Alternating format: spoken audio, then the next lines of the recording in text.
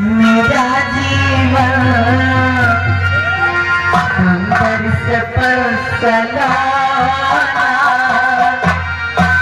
तुम मुझसे खफा न होना, कभी मुझसे जुदा न हो।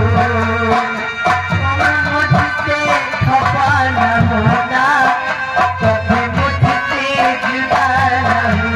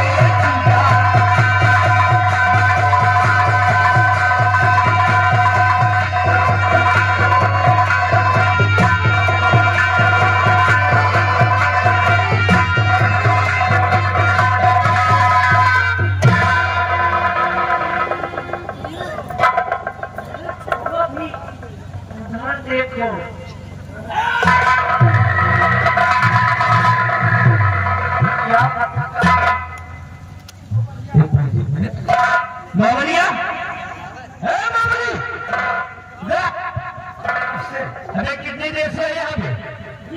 कितनी देर से? 1 घंटे से। और क्या कर रहा है बेटे को लेकर यहाँ? भैया मुझे खा दे, जानो सिखाओगे ना।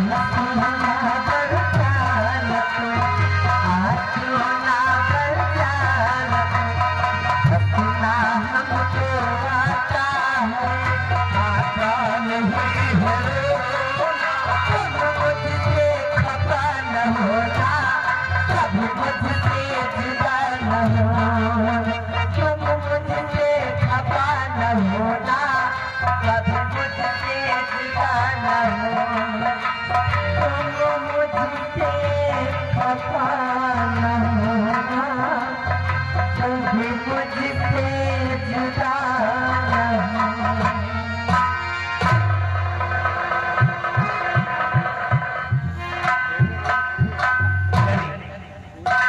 आदि को टाइम हो गया है, जाने दो प्लीज, जाने दो।